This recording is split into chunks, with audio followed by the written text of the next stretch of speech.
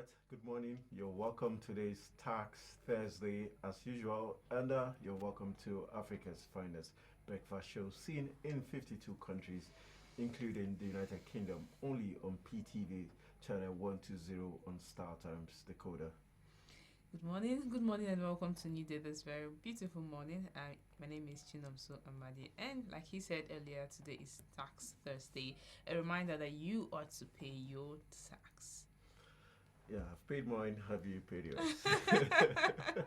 I didn't ask you that. I don't know. Okay. Well, it's just a reminder, so we need to pay our tax. Like we always say that people would want to pay tax more when they see the benefits of the tax they're paying. But when they don't see it, they'll be reluctant to pay tax.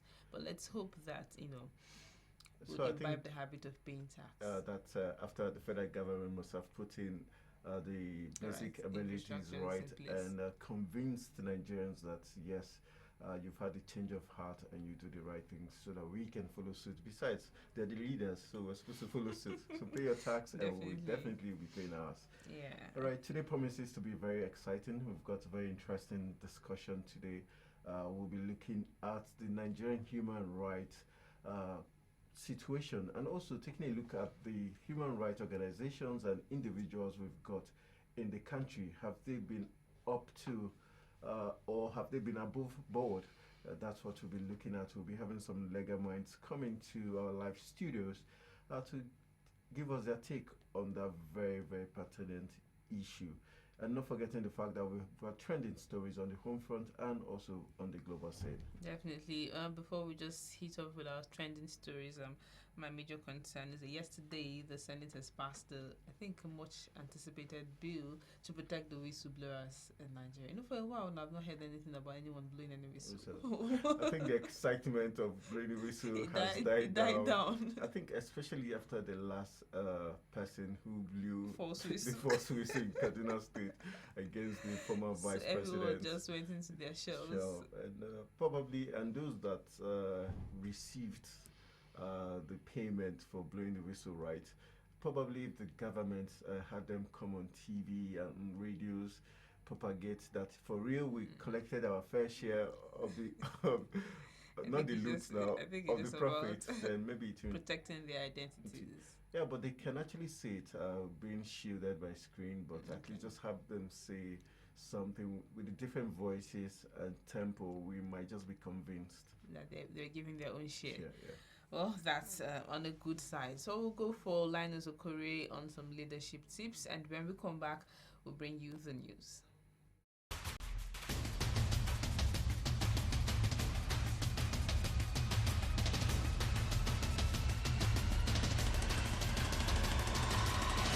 Hello, great people of Nigeria. Welcome to the Leadership Clinic. Today, I'll be speaking about, do leaders matter? I've been asked severally in my conferences around the country and in some of my training programs, do leaders really matter? Oh, yes. My answer has always been, oh, yes. Why do leaders matter? Leaders matter because everything rises and falls on leadership. Organizations make progress as a result of the quality of leaders that have assumed responsibility of leadership of that organization.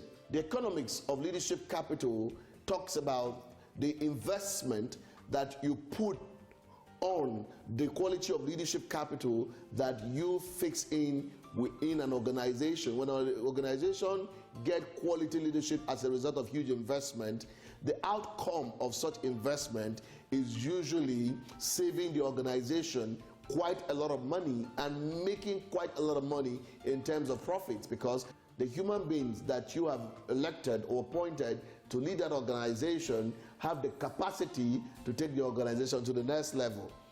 And that is why a lot of people usually ask me, what about leaders that have a lot of they have PhDs and they are professors, and at the end of the day you put them to be responsible for organizations and systems and they fail. And so my response is usually that you don't give somebody responsibility because that individual is a professor or that individual has PhD. No. You give somebody an opportunity to serve in 3 critical ways that matter most to what I represent. The first is that you want to find out what is the leadership capital content of this individual. Does this individual have what I call leadership capital balance? All of this person's leadership skills, are they up to 60% of 100?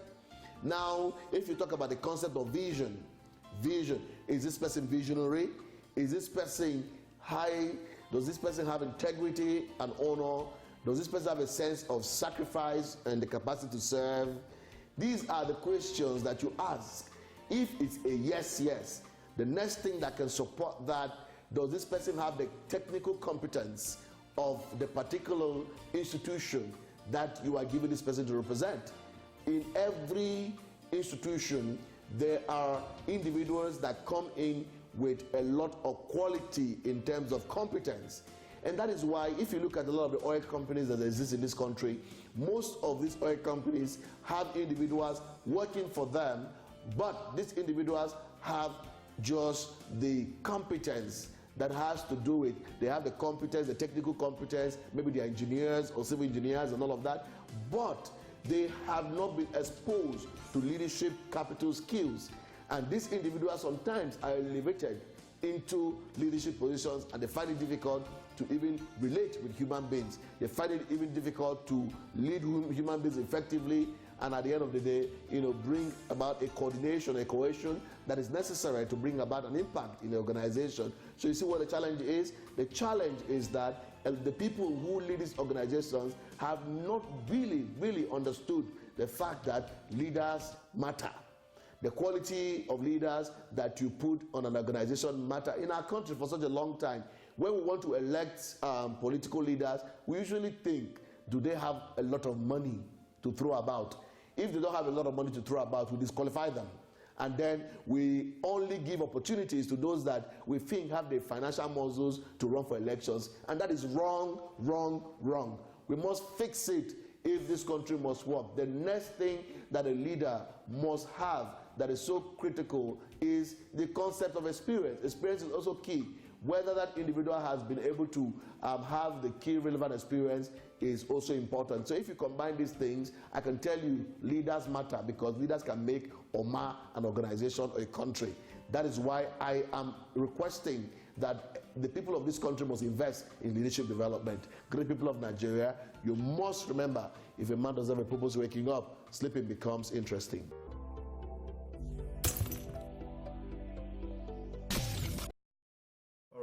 Welcome back. That's Linus Okere talking about leadership and the essence of having all the competence before giving a task to do. But in Nigeria, I don't think the federal government or even private organization actually follow suit all the procedures he mentioned. Definitely. But I think it's something we have to look into in order to get better output.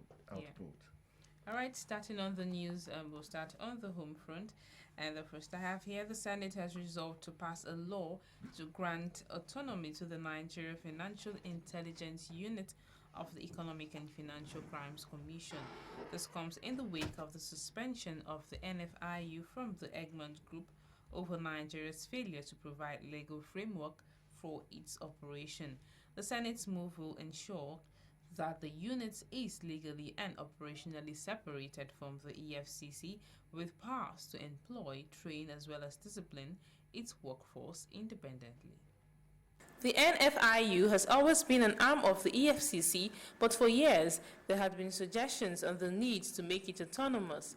It is a body that helps tackle money laundering working from within the anti-graft agency. But senators have now resolved to separate the unit from the EFCC in line with the position of the Egmont Group, an international body whose members have been sharing intelligence on illicit financial flows.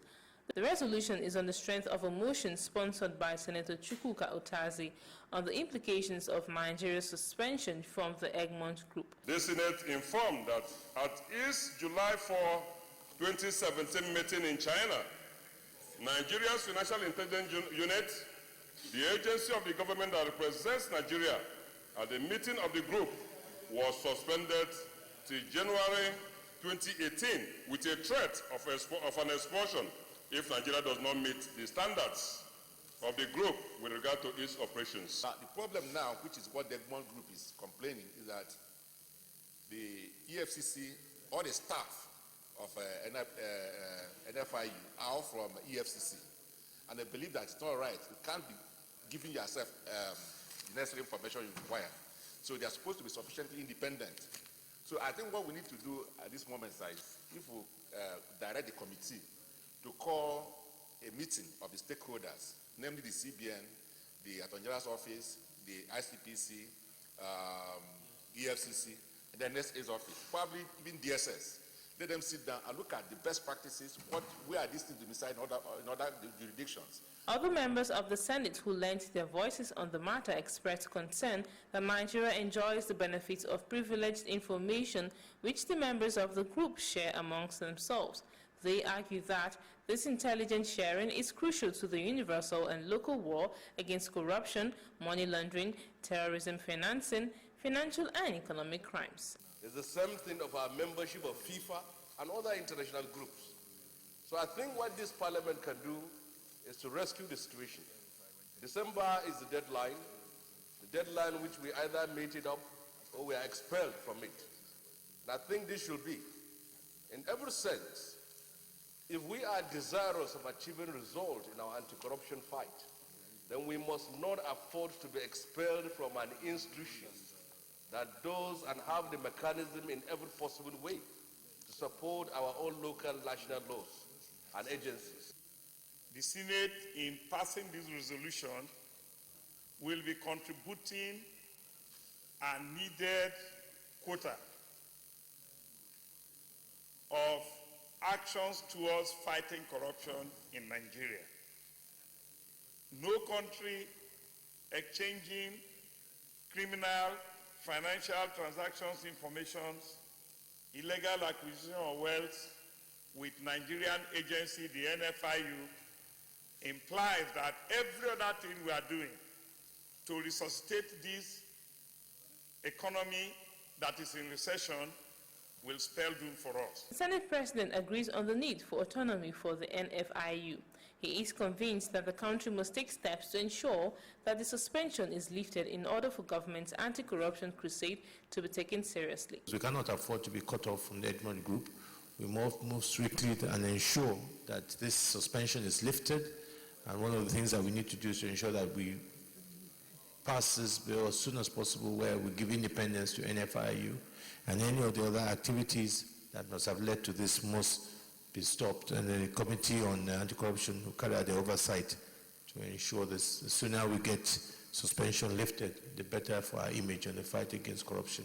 Thank you. Egmont Group is a network of national financial intelligence units, and it is the highest intergovernmental association of intelligence agencies in the world, with about 152 countries. The Nigerian Senate has passed the much-expected Whistleblowers Protection Bill, which seeks to protect persons making disclosure for public interest and others from reprisals, and provides for the matters disclosed to be properly investigated and dealt with accordingly.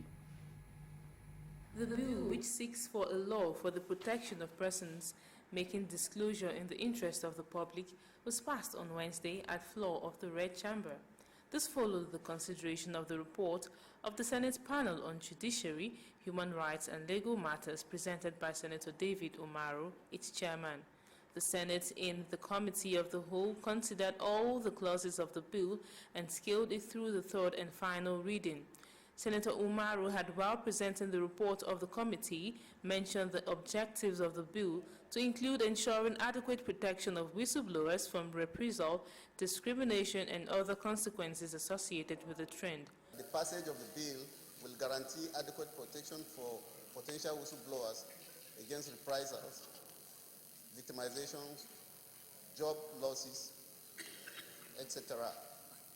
The provision that contemplates monetary reward for whistleblowers whose information lead to discovery of looted funds, proceeds of crime, or improper conduct is a laudable and innovative provision of this bill. The provision will further strengthen the policy currently being adopted by the federal government, which is already yielding positive results. The bill is considered a cardinal legislation in the fight against corruption. The Senate President, Bukola Saraki, congratulated the members of the judiciary and anti-corruption, stating that a landmark has been made. I think a landmark has been made today, and this will definitely help in those patriotic individuals who risk their lives and everything, ensuring that we fight corruption, and will by this law be able to protect them, encourage others to pass, and at the same time also be able to have strong laws that also will discourage those that want to misabuse this law. The bill was dumped by the 6th and 7th Senate out of worries expressed then by lawmakers that it could be used as a tool for witch hunt. The anti-corruption stand of the current administration is believed to have been behind the passage of the legislation, since the executive already has it as a policy that is being implemented. Following the exclusion of the Not Too Young to Run bill from the Joint Committee of the Senate and House of Representatives Constitution Review, youths across the nation have threatened mass action against legislators come July 25. This decision was revealed at a press conference organized by the Not Too Young to Run campaign in Abuja. Recent reports have it that the Not Too Young to Run bill that seeks to reduce the age limit into political offices was excluded from the Joint Committee of the Senate and House of Representatives Constitutional Review. Youths across the Federation have however reacted in respect of this by threatening mass action against lawmakers come July 25th in every state of the country. That the National Assembly committees, Constitutional Review committees in the Senate and the House of Representatives give a public account on the status of the Not Too Young to Run bill within the next 48 hours. Again, we make the demand that the National Assembly fulfill its promise to the Nigerian youth and international community by including the Not Too Young to Run bill in the report of the Constitutional Review Committee before it is forwarded to plenary. We remain resolute in our demand and stay committed to mobilizing youths and fellow citizens to make our voices heard beyond the dim of politics to pursue the passage of the Not Too Young to Run bill into law. This we shall do within the ambit of the law. We have declared Tuesday, 25th July 2017 as our National Day of Action for the Not Too Young to Run bill. And I call on Nigerian citizens to come out in masses, both at the local, state, and national level, to march to our various National Assembly, both at the federal and the state level, to demand for the inclusion and passage of the Not Too Young to Run bill. The campaign referred back to Nigerian history of past leaders who in their youthful age have made tremendous contributions to the nation. The Nigerian youth movement, led by nationalists in their 20s and the mid-30s, pushed for independence. We'll just mention a few of them. Eyo Eta Isua was 30 years old. Ernest Okoli was 35. Ezekiel Oladipo Davis was 29. Samuel Akinsoya was 35 years, just to mention a few. Anthony Nahoro was 30 years old when he moved the first motion for self-rule at the House of in the House in 1953. However, the group went ahead to appreciate legislators who have advocated, defended, and supported the bill in the National Assembly. The Not Too Young to Run bill that was sponsored by Senator Abdulaziz Inyako in the Senate and Honorable Tony Iwulu in the House of Representatives, respectively, is the only proposed constitutional amendment that promotes youth political participation through the reduction of age limit for running for political offices. Austin Peacemaker, PTV News. The federal government has blamed the organized labor for the delay in the takeoff of the new minimum wage committee. Speaking at the end of the weekly Federal Executive Council meeting, Minister for Labor and Employment, Chris Ngige, says the inability of the organized labor to submit its nominations is stalling the constitution of the committee. Let's get more on this story. Since it was announced in the month of May, the National Minimum Wage Committee is yet to sit. The committee is expected to have its membership from the federal, state government, organized labor, and the private sector. But 3 months after raising the hope of workers, the committee is yet to commence deliberations due to absence of organized labor nominees. We've concluded the process for nomination, and we're waiting for the requisite approval. The labor centers That's NSC, TUC. They are yet to bring their nominations. That's on the part of the workers. Council also approved the Nigerian petroleum policy.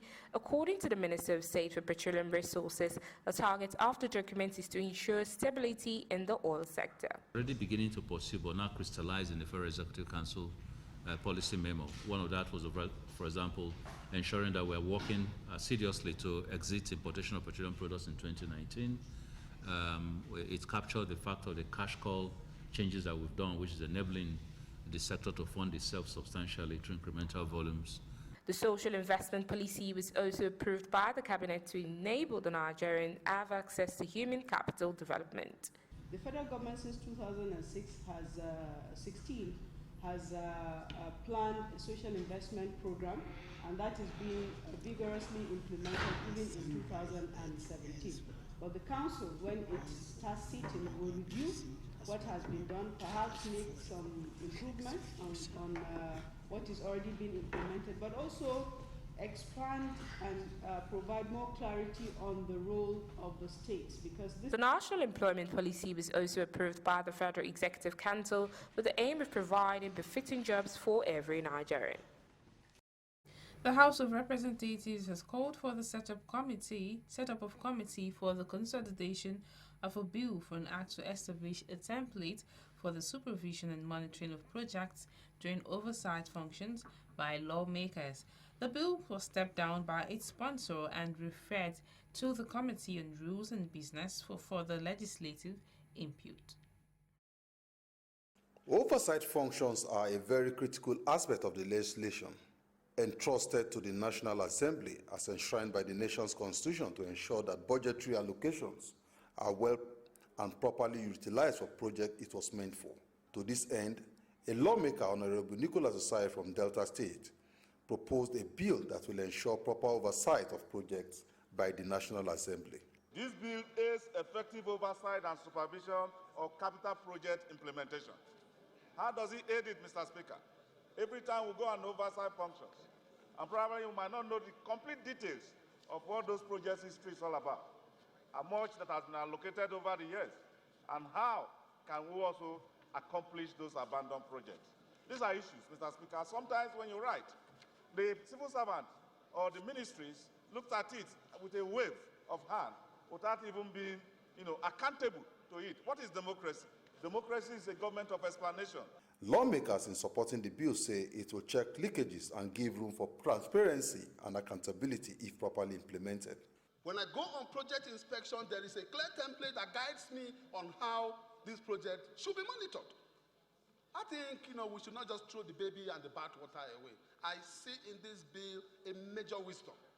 No matter how you look at it, no matter the surpluses, I think this bill itself on its own has a major opportunity of giving us, or rather making the job of the various committees of this House very, very simple. They have specialized softwares where the legislators can actually, right from the comfort of their computer in their office, be able to look at projects that they are oversighting. So this will take all that out and help us, not when we get to oversight locations, we'll begin to look at documents that sometimes are not accurate. But lawmakers, while agreeing with the intention of the bill, argue that it will amount to a duplication if the bill is eventually assented to, since the House of Reps already have a manual on its oversight which shares similar proposal, but suggested that the bill should rather have come in form an amendment. It's the usual practice, Mr. Speaker, that you set up a small committee of lawyers, maybe led by Shagari, to look at whether this bill actually can be placed side by side with the other bills that have been addressed or spoken about by Honorable Mongunu, because it may look like the same on the face of it, but maybe if you examine it deep, it may not be the same. They are very clear and unambiguous as to the timeline for the execution of project, when monies are going to be advanced, at what stage of project execution a percentage of money is going to be advanced to contractors, and what have you. It's very clear. So this House should not engage in duplicating laws when laws are already in existence. After a crucial debate on the bill, the mover of the bill opted for it to be stepped down to enable a committee work on its consolidation with the House existing manual, following which it was referred to the House Committee on Rules and Business for further legislative input. Emmanuel Ehijene, PTV News.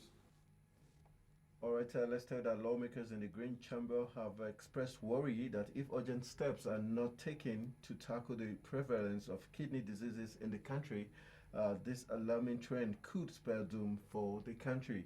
It is worthy of note that the prevalence of kidney diseases in the country is assuming an alarming and epidemic proportion, as almost 1 in every 10 Nigerian is a sufferer or about to suffer from the disease.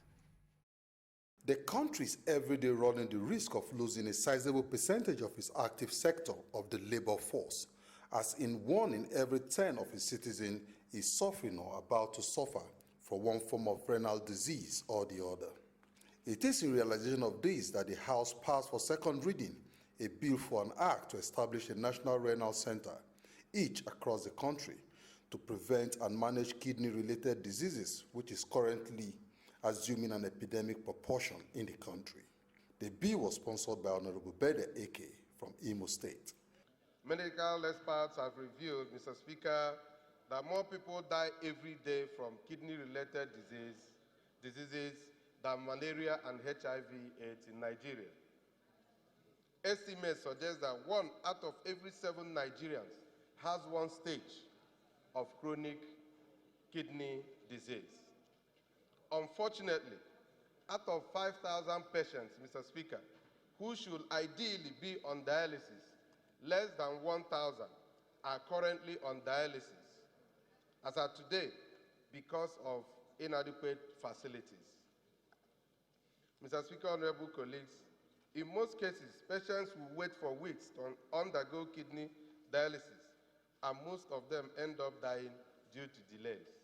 In supporting the bill, lawmakers say renal diseases, which is also commonly referred to as kidney failure, is now a national problem and an emergency, as they call for preventive measures to tackle its spread. Mr. Speaker, he has not spoken so much on the preventive steps the government needs to take in order to ensure that we do not come down with renal failure. Mr. Speaker, that's why we have NAFDAC. I want to use this opportunity to call upon NAFDAC and authorities to ensure that NAFDAC is alive to its responsibility. People need to be educated on what they are consuming. They are using their money to buy. Most of these things are adulterated. So they need to go stamp this out. They need to arrest these Asians doing all this. That we save life is something that we must support in this House, especially when it concerns an issue as serious as a disease that is considered as terminal disease. If there's any way they can set up any organization, medical organization that can treat such disease, it is very important. They call NAFDAC, who is the regulatory agency for such matters, to educate Nigerians on the dangers inherent in consuming products without proper information on its chemical composition. The bill passed for second reading as it was referred to the Committee on Health Institution for further legislative input. Emmanuel Ehijene, PTV News. All right, now it's time to hit the foreign scene, and the first I have here, Trump aides and son to testify in Senate. All right, coming from South Africa, Winnie Mandela has said South Africa is in crisis and that the governing ANC has messed up. The former wife of the country's first president, Nelson Mandela, was speaking to the media as the world celebrated Mandela Day. President Jacob Zuma has come under increasing pressure to step down from former allies within the ANC. He has been criticized for his handling of the economy, as well as the corruption allegations that he faces. And then some Discovery News here. Scientists unearth evidence that Aboriginal people may have entered Australia 65,000 years ago. All right, coming from Ghana, Ghana's President Nana Akufo-Addo says he will not extend the International Monetary Fund 3-year bailout, despite civil society groups urging the government to carry on with the program. President Akufo came to power in January on the campaign promise of turning the country's fortunes around. Today, he said he will be judged on this. And then U.S. Senator John McCain has been diagnosed with brain cancer.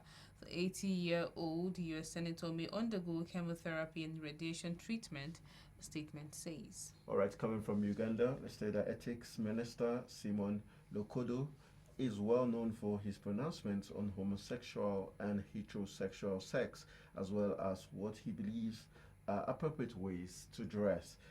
Uganda's parliament has been debating the safety of children, and in a tweet that being retweeted on the official Uganda Parliament Twitter account, the minister appears to have said that the large majority of children become homosexual in school.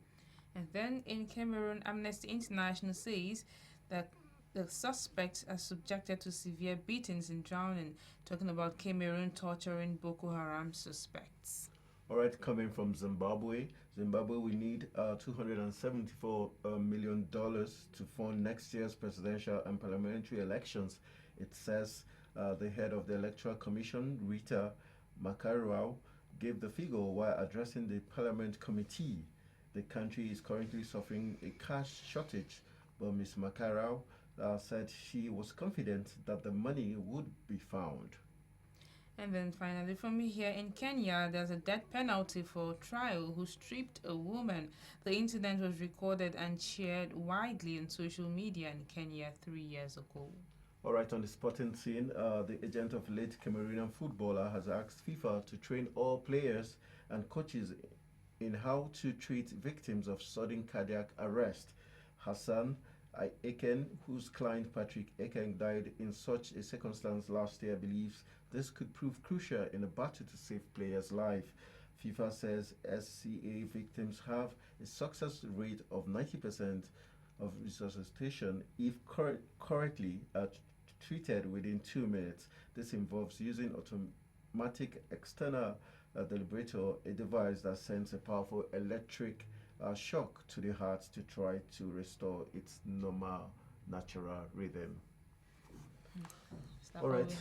Yeah, that's all we have on the news bar, on the local and on the foreign scene. We'll go for a quick break. When we come back, like we detailed on today's discussion, we'll be looking at the human rights situation in Nigeria and also the roles the human rights organizations and individuals have been playing. Have they been above board, or have they had to compromise due to incessant arrest and intimidation from security forces or from their own personal gain and standpoint? All this we'll be discussing when we come back after the break. Bros, I find correct words. Huh? See the shop for that side. Auntie, I will call that. Where be correct words? Now the shop be down, now the next one. Peter, see as people they pack, they go to the shop, go buy clothes. It don't reach like 5 days now. I just suspect this Tunde way this is where in Waka could carry Waka. See, I go blow whistle. I go blow whistle to Kuku spoil. Your whistle. Come on, go investigate the matter before you blow whistle. Whistle blood. Come on, come on. Thank you for coming. Show first. Come. Not only you the circular for this market. Why be said only your shop everybody come? I just want blow whistle. I go blow something. This will not be whistle blowing matter. Now MTN goodie bag. What be MTN goodie bag? With MTN goodie bag, if you carry your market enter another level, whether not for Facebook or for WhatsApp or for Twitter, for as low as 25 naira. 25 naira. Yes. Or buy 5 what you like for 50 naira. Dial *131# to start. So with MTN goodie bag, your business go pure.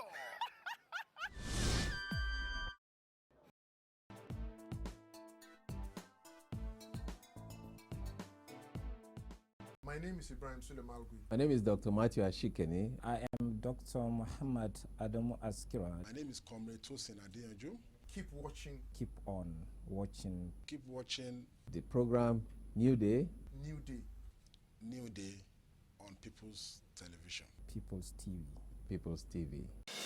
Politics is life, and life is politics. Facebook and Twitter, they govern in those places, but they're not ready to come off line. On this platform, controversy takes center stage. We are all aware how this President Minister of Agriculture imported grass from Brazil. The thing about the latest economy in Africa, I never felt the impact of that economy in my pocket. And I don't really trust the thoughts. Do join me as we find out who gets what, when, and how.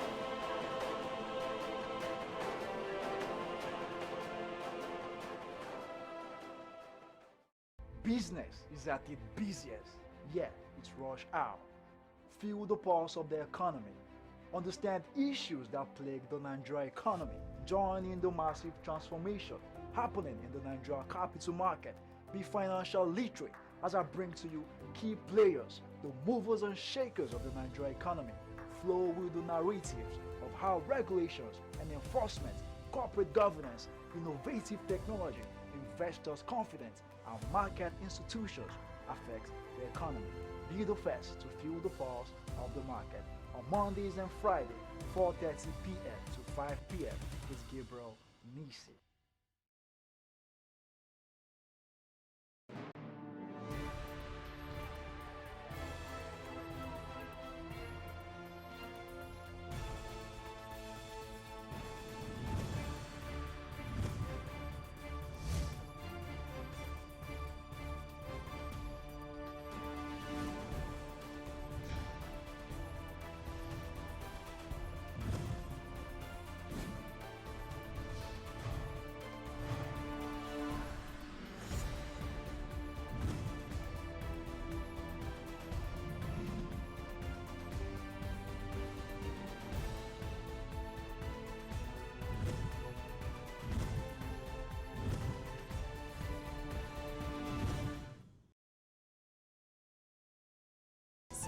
On Facebook, like our page and share our posts at People's TV NG.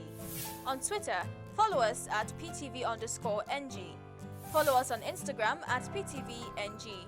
Watch and subscribe to our YouTube channel, People's TV. Visit our website, www.ptvng.com. Subscribe now and join the conversation online. People's TV, preferred people station.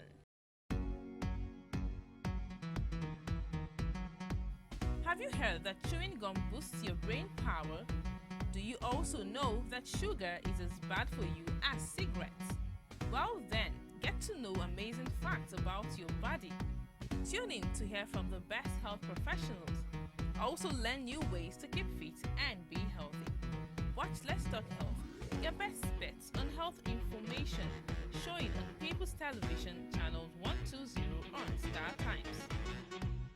My name is Ibrahim Sulemalgui. My name is Dr. Matthew Ashikeni. I am Dr. Muhammad Adamu Askira. My name is Comrade Tosin Adeyanju. Keep watching. Keep on watching. Keep watching the program Newday. Newday on People's Television. People's TV. People's TV.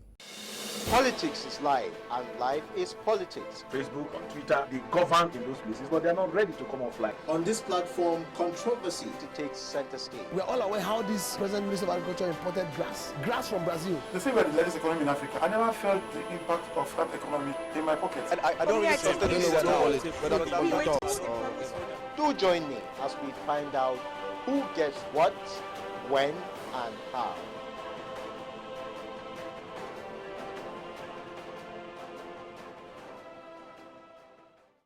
Business is at its busiest, yet it's rush hour. Feel the pulse of the economy. Understand issues that plague the Nigeria economy. Join in the massive transformation happening in the Nigeria capital market. Be financial literate as I bring to you key players, the movers and shakers of the Nigeria economy. Flow with the narratives of how regulations and enforcement, corporate governance, innovative technology, investors' confidence, and market institutions affect the economy. Be the first to feel the pulse of the market on Mondays and Fridays, 4:30 p.m. to 5 p.m. with Gabriel Nisi.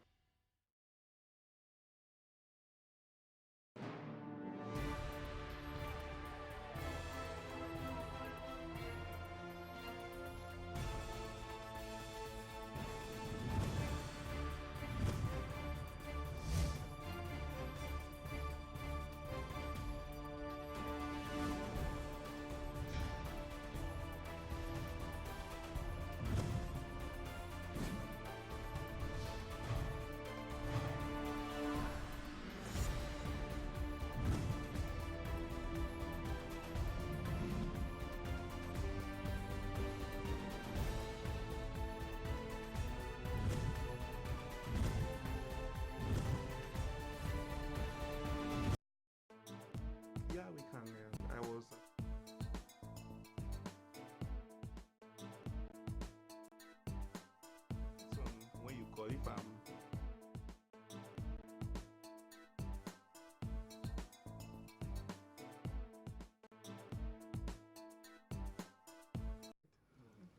All right, still Africa's finest breakfast show, and indeed we did tell you that today's conversation was going to be very strategic and very important as regards looking at the human rights situation in Nigeria and also looking at the right advocates and groups in Nigeria, how well they've done over the past few years. We know that in apparent reversal of the former assistant policy of the U.S. To the Nigerian military, it has been halted because the Nigerian military was said to have, committed some abuse of human rights, and also in 2016's report showing impunity by human rights crimes such as torture committed by security forces in Nigeria. All right, so we're looking at everything holistically and also not forgetting what happened in Zaria. In the studio with us is Dr. Obinna Ibirim, who is a member of the Young African Leaders Initiative and also the founder of Impact-Driven Young Leaders Initiative. Good morning, Obinna. Nice to have you join us. Good morning. It's a pleasure. All right, before we delve into what we're discussing as regards the human rights situation in Nigeria and the advocates, what they've done so far, yesterday there was a strong call by the youths giving us a date for 25th. Yes, Tuesday 25th, next week, Tuesday. Next week, to try to upturn the fact that this older generation have refused to give us a chance, and we're deciding to take it by storm. Just give us the highlights of yesterday's meeting, then before we delve into the main issue. Okay, as a background, the young constituency of Nigeria, the young people met their legislators, senators, House of Rep members, State House of Rep Assembly members, and asked for one thing, to expand access to participate in the political process. And that was packaged under the Not Too Young to Run bill. So the request is grant us the access to participate like it is done in other parts of the country, of the world, yes. And through advocacy, sustained push, and engagement, we got it past the first and second reading. We also got commitments from members of the National Assembly. And at a point, they celebrated the achievement using the Not Too Young to Run bill as one of those achievements. So we're happy that we had legislators who were listening and who were working according to what their constituency wanted, which is we the youth, and we form a good population, 102 million out of the 180 million. So, but we were surprised, shocked when we heard that there was a retreat in Lagos and the report for consideration was reviewed at that meeting. I mean the 1999 Constitution Amendment, yes. And the Not Too Young to Run bill was not included. It was shocking because there was no sign. But for some people, like myself, I wasn't worried because this is a battle between the old order and the new order. This is the young people coming to participate in a process because they feel that the older ones have failed. And as it is in any political process or any change process, those who benefit from the old ways will always resist the new way or the change. So the young people met yesterday in Barcelona Hotel. It was a World Press Conference. We had about more than 15 media organizations there. It trended on social media. And we made our point clear that the National Assembly, within the next 48 hours, should come and tell Nigerian youth the status of the Not Too Young to Run bill. And the second demand was that, following that, whatever the status is, we don't care. What we want is, we've made those in the National Assembly are representing us, and it doesn't matter what they think or what they feel or what their interests are. What is important is that for those that have sent you there to represent them, you have to do their bidding. And we the youth who've said what we want. Now, following that, you have to return that bill into that report for consideration before it's laid in the National Assembly for consideration.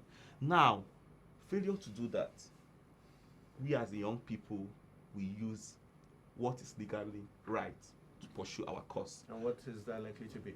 One, we have the right to picket on the National Assembly. So we say we have the numbers, and we have the numbers. So we're going to mobilize our constituency, and we're going to storm the National Assembly to demand for our rights.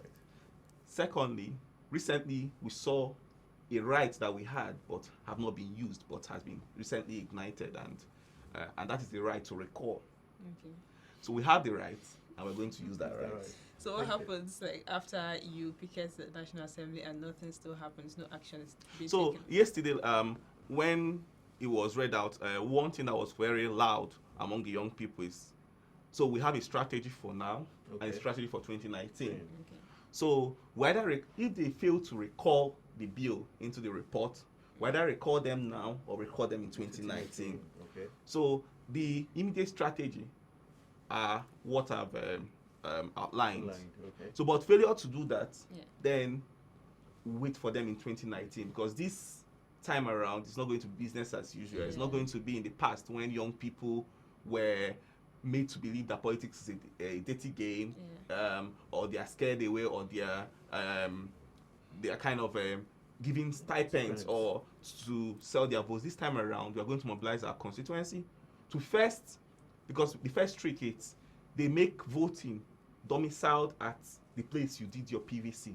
And some of us as young people, maybe we did it while we were in school, and now in search of greener pastures, or even by our sheer hard work, we've been transferred from one city to the other.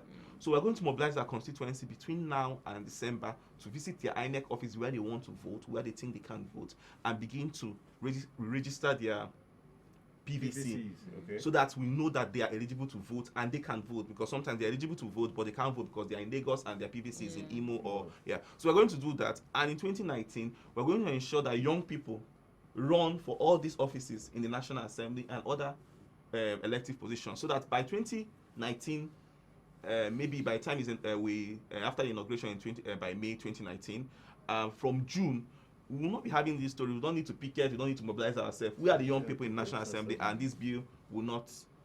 This bill will just have a smooth sailing. So these are the strategies we have, and the last one is that following the celebration by the National Assembly of the Not Too Young to Run bill, we were now chosen. Nigeria was chosen to host the Young Parliamentary Conference.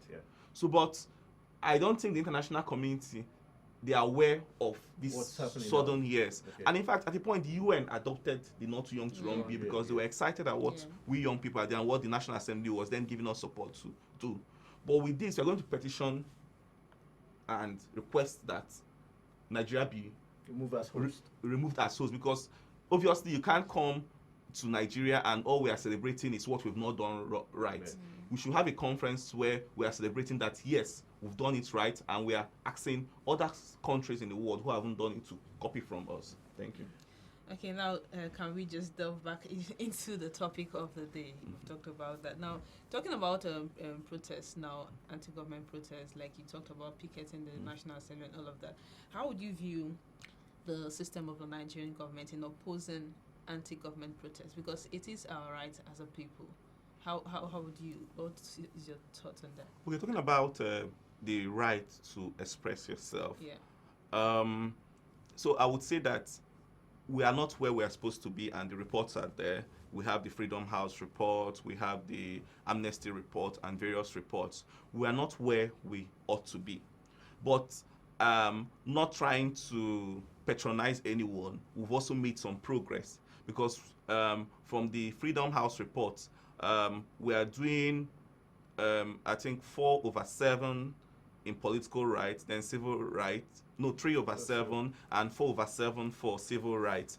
And this is the best in the last, I think, 4 or 5 years. But this is not the best Nigeria have been. In the time of Shagari, we had a point where we had 2/7. 1 is the best and 7 is worse. And we had the worst time, I think, in 1995 under late General Abacha, where we had 7/7 in all, both political and civil. At that point, Nigeria was completely not free for participation. But where we are right now, it's we've made some improvement, but we're not where we're supposed to be. And what we are worried about is when people are denied their freedom of expression, when it's non-violent, and when they are not going against the laws of the land, because we have the fundamental rights in the Constitution, but those rights are not to be abused. They are conditions. So, for example, when I was talking to a media station yesterday about how we must make this march on Tuesday successful, I gave an example of what a march we had when I was in University of Port Harcourt, where I led a protest to stop movement on the East-West Road because our lecturers were on strike for up to 6 months. So what I did on that day was I made it fun, but on that day I got a call that says, if you don't want to run into trouble, make sure that this violence doesn't go turn violent. This protest doesn't turn violent. So I left all the funfair that was going on. We had doctors who are acting as if they are taking care of patients on the road. We have engineers doing a lot of things. But what I did was I went around. I saw people who got excited and tried to maybe pick up a stone or a wood or a metallic object to say, hey, we no go green. So at that point, what I did was, Oga, this is not how we planned it. And most of them were our own students. There was a nearby park there. So some of the touts who came from the park were here trying. So that is what is important. As citizens, we must ensure that in taking advantage of the rights we have, we should do it according to the law.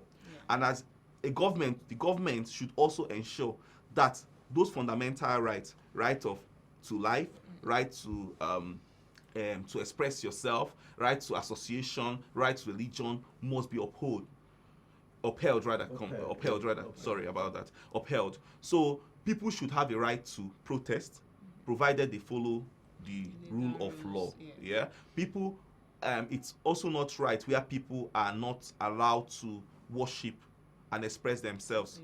It's also not right when media people are threatened or made to not express themselves or report. But also media people must work according to the law and make sure that their reportage are valid. So these are the points, and I think we can get better, but where we are, we're not at the right place where we ought to be. All right, you made mention of the fact that you're likely to petition the United Nations as regards what's happening. Also, we have details that said that the AU summit that took place in Rwanda, Nigeria voted against the fact that civil society defenders, human rights defenders should be protected.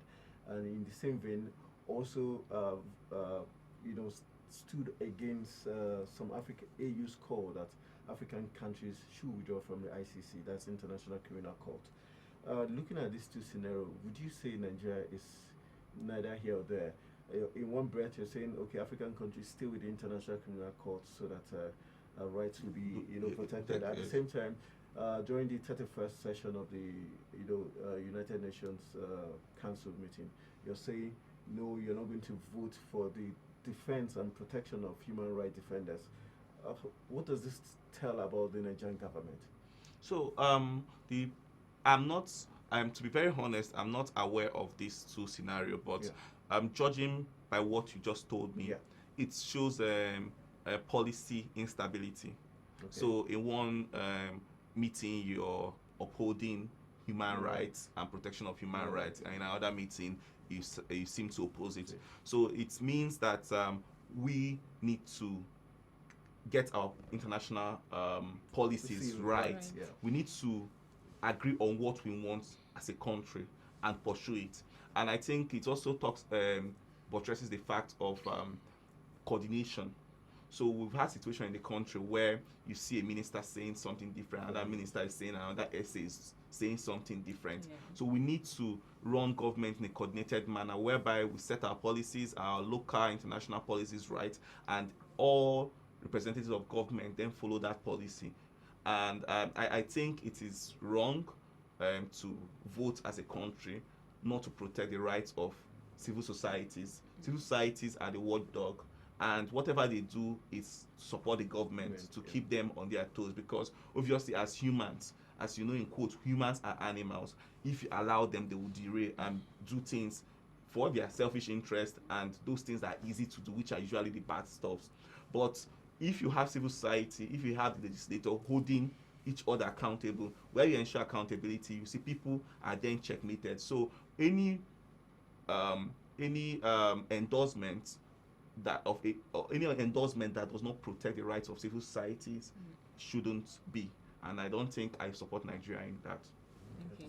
Now let's come down to you and I, the ordinary citizen of Nigeria. The fundamental right of every Nigerian is clearly stated in our constitution, but unfortunately, out of ignorance, a whole lot of Nigerians don't know these rights. Now, how do we, get to enlighten Nigerians on knowing your rights? On whose place is it to enlighten Nigerians on knowing your rights? Because if we know our rights as Nigerians, some certain things wouldn't happen, won't allow our rights to be trampled upon. So, whose place is it to enlighten Nigerians on human rights? I think it's the right of everyone. It's the duty of everyone to enlighten the public, and it should start early. So, as a child, I was taught social science.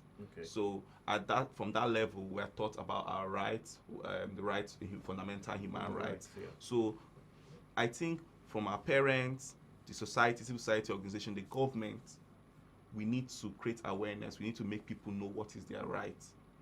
I know that there are agencies of government that have been saddled with responsibility of creating awareness, of making sure that the citizens of this country know their right. But beyond that, we can't leave it all to government. Our teachers must make sure that while they teach our young ones, they include knowledge about their rights. Parents should teach their children their rights. Civil society organizations, human rights activists. I'm not excited about the level of activism in Nigeria. In the past, we had activists who knew what they wanted.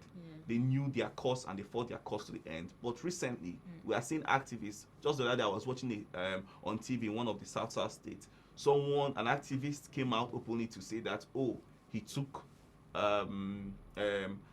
or let me say our unverified reports really, that he took money to indict someone else and all that. And this is an activist I respect a whole lot, and I look at his tweets, this thing. So, but to now come to say that he was induced, that shows the kind of activists we have in our country. If you believe in a cause, fight it to the logical end. Yeah. And also know that those who you're fighting against will come to you with trying to induce you. So you have to be careful. And the way to do it is, whatever you want to do, ask yourself that if that is put on the front page of a newspaper, would you be proud of it? Whether in secret or in open, whatever you're doing must be things that if it's put on the front page of a newspaper, you can proudly say, yes, I did this and I'm proud of it.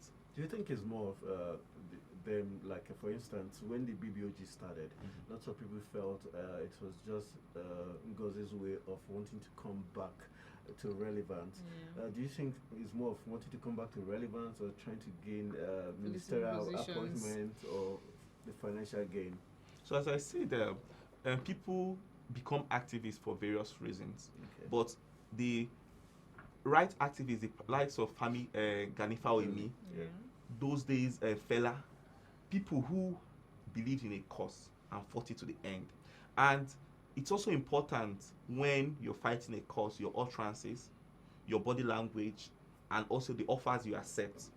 So if, for example, you're fighting a cause that you want to ensure that this cup is moved from this point to this point, and the person responsible is maybe the government, or I'm responsible to move this cup from here, and you're fighting. Now this cup is moved from here to here, and I offer you maybe a position to say, okay, or offer you a contract, or offer you must have that dignity and integrity to refuse that, because you've not moved this cup from here to here, and the person who is responsible is offering you. I know by taking that offer, you are restricted for moving this cup to this point. So you must be careful, and that is what even in research, in contract, in life, it's called conflict of interest. You must make sure that if there is any conflict of interest, you must make it open. And if it's a conflict of interest that will affect your work or your activism, you must have that boldness and integrity to say, no, I don't want this offer. Let's win this cause. And then we can now come back to say about how I will take up, whether I will take up this offer or not. But all these issues are things that when people, by virtue of their body language, utterances, accepting offers, appear to have a different agenda. And I must say that activism in Nigeria most times is either political, religious, or based on ethnicity, or based on what people want to gain. How do you see activists these days that believe in a cause because of the how it's going to improve the community or the citizens of this country? What we have these days are majority, I won't say majority because there are a few good ones, but majority of activists in Nigeria are people who are following a cause because of their gain, political, religious, or ethnic interests. Okay. Now, in your thoughts, how do you view this administration? How has this administration fared? Just asking in your thoughts, this administration, how has it fared in upholding human rights? Because there are instances, we have the El Zakzaki case, we have the Sambo Dasuki case, all still pending, even when the court has ordered their release, but the federal government is still holding them against their human rights. How would you view the administration's, So, as you know, I'm a public health physician and I'm not a lawyer. But what I know is when people have the legal, when the law says let this person go, you should let them go. And I'm aware that there are times the government have not got it right. Yeah, I'm a card-carrying member of the APC, and I know there are times we didn't get it right, but gradually we are getting it right. We saw the case of Nnamdi Kanu being released from prison, but we also have to, as I said earlier on, we have fundamental human rights, but these rights are not to be abused. So there are rules. So for example, let me give you an example. Sometimes as citizens we think that government is maybe stamping on people's rights, but the truth is sometimes it's maybe for the greater interest of the nation. So I want to give you an example. For example, we had the ruling that released Nnamdi Kanu, and you had the rules that says, okay, you're released to take care of your health, this, but because of the case is still in court or something. I'm not a lawyer, but it was clearly stated that you should not have you should not be seen in a crowd of so number. Now, ideally, whether it's right or wrong, I think the right way is to appeal that ruling. But where you've not appealed that ruling, I've not gotten an injunction to put that aside, and you're now mobilizing a whole lot of crowd and all that, and maybe mobilizing people who are coming to threaten the existence of the state. You see that these are people who are now abusing their rights. So that's why I said I'm not a lawyer. I don't know why maybe the government have decided to keep these people beyond maybe what was said in court and all that. I'm not right, but what we need to be careful when we are talking about human rights is rights, people abusing their rights, and also the integrity and safety of this country. Because no matter how we shout for human rights, if the country is on fire, we cannot even enjoy that right to life, that right to express ourselves, because we'll be in fear.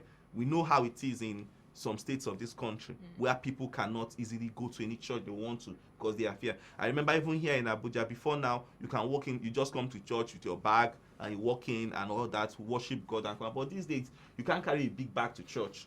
They must scan you. So that is it's some even limitation. And maybe it was the government trying to say, okay, we are trying to protect the rights of people, and things got bad onto a point where people turned from peaceful assembly to violent assembly, and then turned to something else that now infringe on me and you's rights. So all this needs to put in context when you're talking about is the government ensuring the human rights. We need to ensure the human rights, the fundamental rights of Nigerians, but in doing that, we should ensure that people do not abuse that right, and also people, the safety and unity of the country is paramount, right? All right, I want to say a big thank you to Dr. Obin Ibirim, who is the founder of Impact Driven Young Leaders Initiative and also a member of the Young African Leaders Initiative, for giving us his point of view and his views as regards the human rights situation in the country, and also the human rights advocates and groups in Nigeria. Not doing so well, if you ask me, as regards his take on it. We'll be going for another quick break. We'll be having another guest join us as we still focus on the human rights situation in the country. I want to say a big thank you for joining us and You're welcome. Have a great day ahead. All right. My name is Ibrahim Sulemalgui. My name is Dr. Matthew Ashikeni. I am Dr. Muhammad Adamu Askira. My name is Comrade Tosin Adeyanju. Keep watching. Keep on watching. Keep watching the program Newday. Newday. Newday on People's Television. People's TV. People's TV. Politics is life, and life is politics. Facebook, on Twitter, they govern in those places, but they're not ready to come offline. On this platform, controversy takes center stage. We are all aware how this present Minister of Agriculture imported grass from Brazil. They say we're the largest economy in Africa. I never felt the impact of that economy in my pocket. And I don't really trust the talks. Do join me as we find out who gets what, when, and how.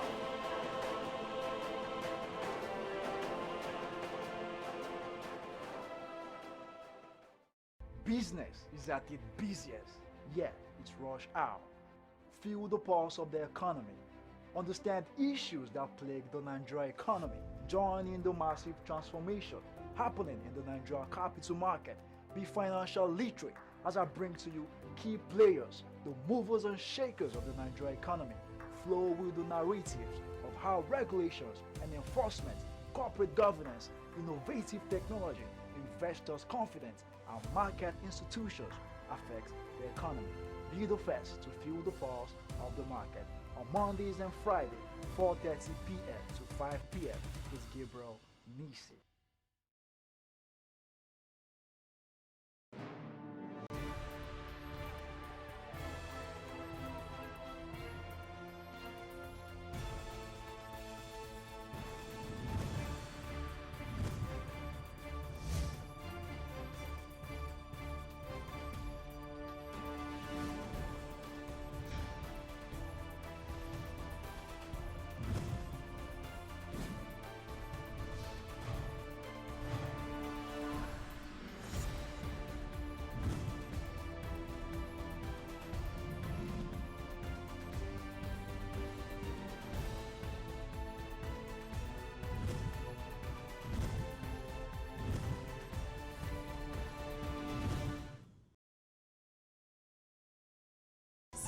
On Facebook, like our page and share our posts at People's TV NG. On Twitter, follow us at PTV_NG. Follow us on Instagram at PTVNG.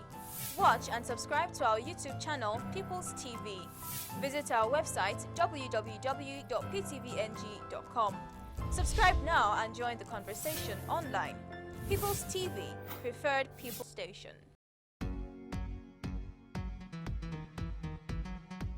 Have you heard that chewing gum boosts your brain power? Do you also know that sugar is as bad for you as cigarettes? Well then, get to know amazing facts about your body. Tune in to hear from the best health professionals. Also learn new ways to keep fit and be healthy. Watch Let's Talk Health, your best bets on health information, showing on People's Television channels 120 on Star Times.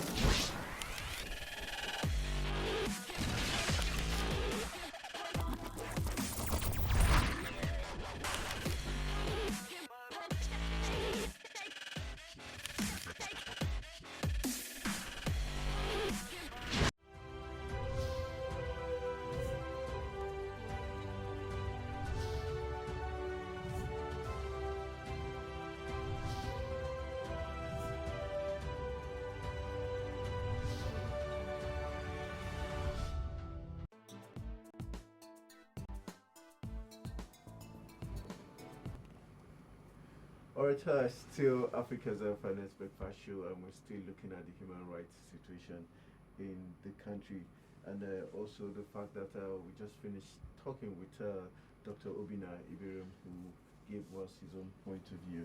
And now I'll leave Tamamadi to do us the honors. Okay, welcome to the studio. Thank you. All right, we're talking about human rights today. In your thoughts, let me start with this. First of all, how would you rate this?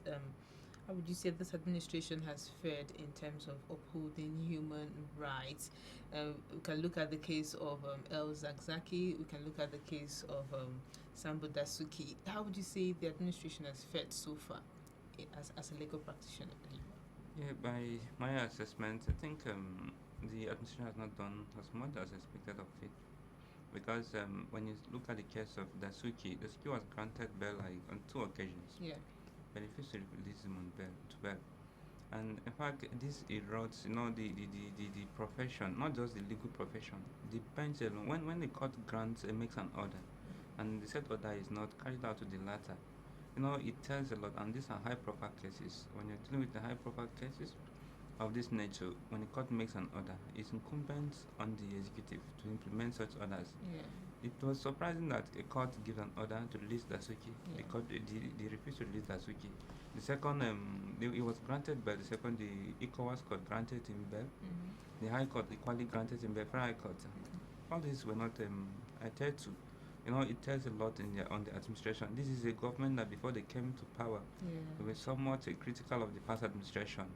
We as lawyers, we don't look at the government that is in power, we look at what they do while they're in power. Yes. Whether you're a PDP, APC, or any other political party, notwithstanding. And Zazaki, normally we will not just only analyze these cases. When you're looking at these cases where bail were granted and persons were not released, you need to also look at the legal implication of some of those persons. Sometimes they don't release these people to bail because they think maybe they have the capacity to influence maybe some part of investigations if they're not concluded. Okay. In the case of Dasuki in particular, the money involved was about $2.something billion. Yes. When you look at this money, the fear on the other side was that if they release Dasuki now, it may use, the money is the money which is allegedly it has been alleged to have embezzled or misappropriate to now, it bribe or maybe induce some of the witnesses they may need in the course of the trial properly. These are the reasons why sometimes courts are very, but that would have been a reason why a court should not grant him bail. But once the court grants bail, in fact, if you don't like it to go on appeal, not for you to sit there and say you're not going to carry out the order of court. Nobody has that power. Even the president, you have to obey it. No matter how little, how small is the court, if it's a magistrate court, you have to obey the order. If you're not obeying the order, you go on appeal. But you cannot sit there and give reasons for not obeying the court's order. It's not allowed anyway. That's the issue. And as Zaki, the same thing, when you look at these cases, actually there are in some cases, in his own case, you need to look at why he was arrested, the matter in question. Look at the whole scenario surrounding his case. Like when you look at all these issues, when you go to court, an issue of fundamental right comes into fore. You see whether it's DSS, the police, or whoever is in charge of the prosecution. You normally raise the issue of Asari Dokubo, the Federal Republic of Nigeria, and Asari Dokubo. In that case, the Supreme Court in particular said that where the unity of the nation is threatened, the human rights of individuals can be suspended for the period until there is peace. But it's not in all cases. They've used this authority to abuse a lot of human rights.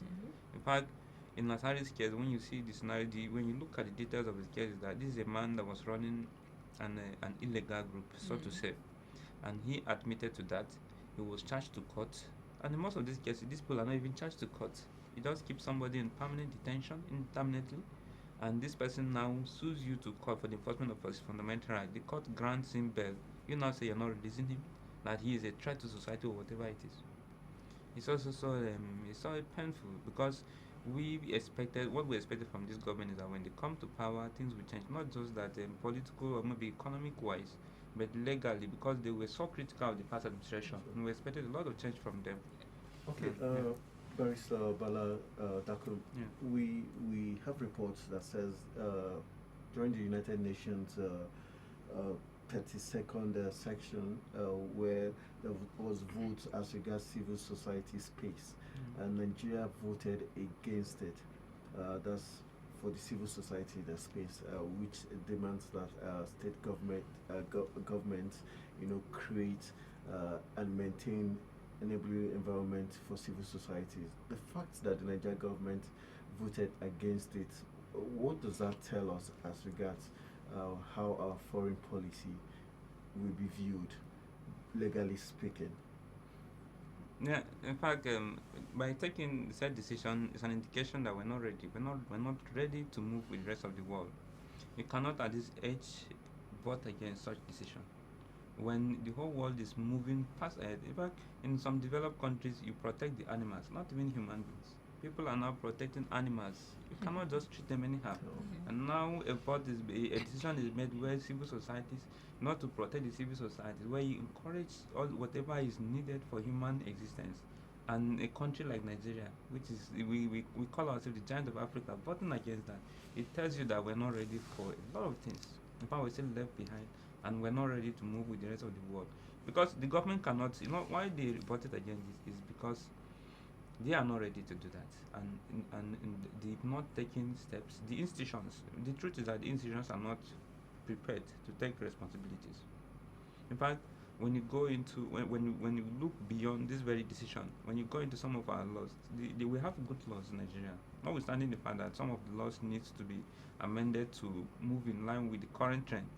But if we can apply even the laws we have in this country, we'll go a long way. So these institutions are not in position. The persons who attend this conference know very well that if assuming they did not vote against this decision, they'll come home and be faced with a whole situation where you come by. It's just like going when we come home and see the whole place is empty. There's nobody there to. You cannot work with people who are not ready to work with you. You take a decision, that you come home, people will ask you, why did you take this decision? We're not even prepared for this. We should have taken this. We should have agreed upon this before you take the decision.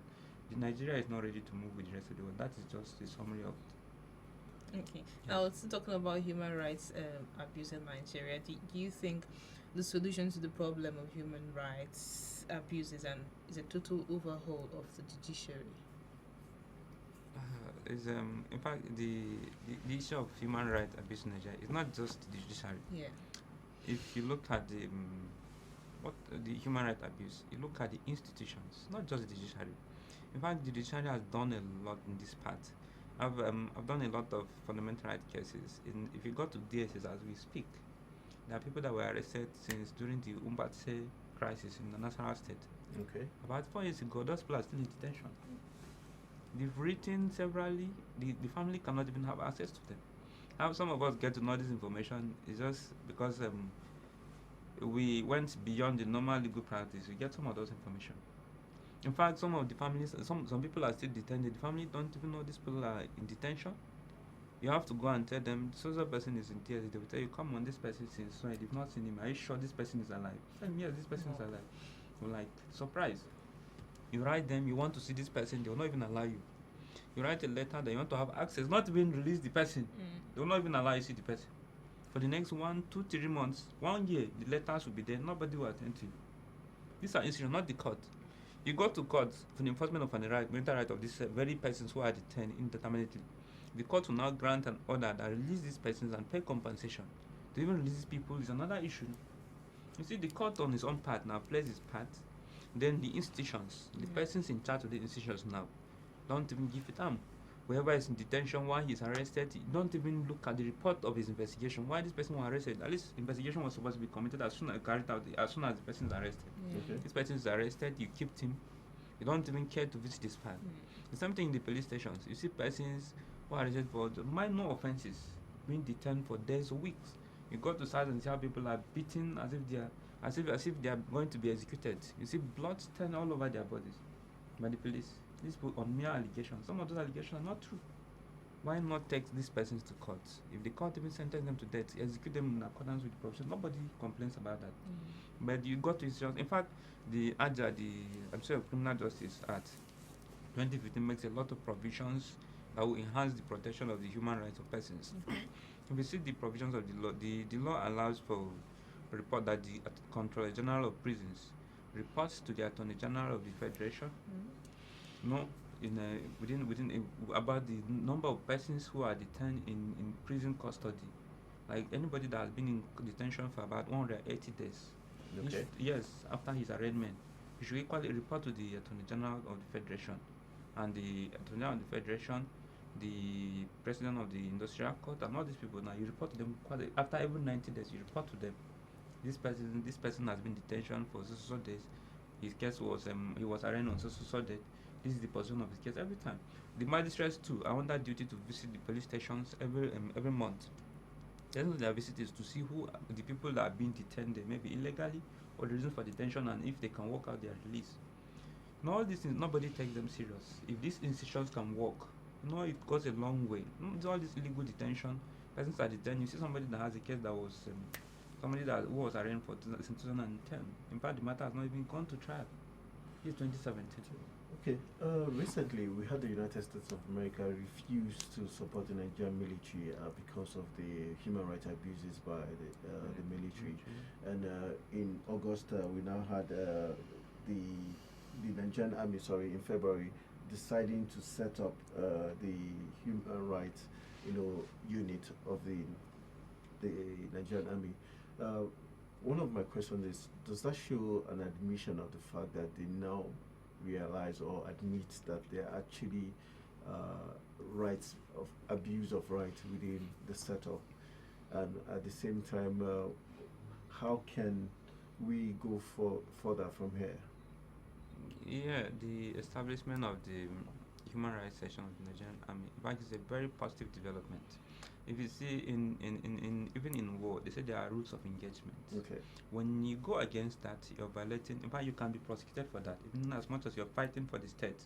You'll be prosecuted. You see American soldiers in cases of war, where they arrest their soldiers, detain and prosecute them, because they go beyond the provisions of the rules of engagement.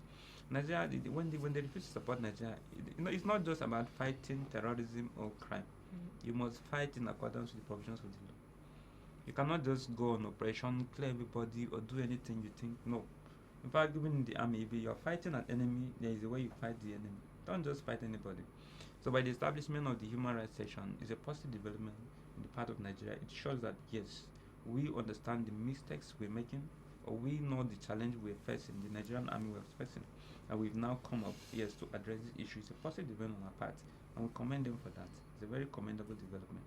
As a follow-up question, in some quarters, it's been said or thought that it was just a decoy to ease the pressure from the human rights organizations globally, and not necessarily because afterwards 20 soldiers were actually put on trial, and it was only just one soldier that was convicted for abuse outside the rules of engagement.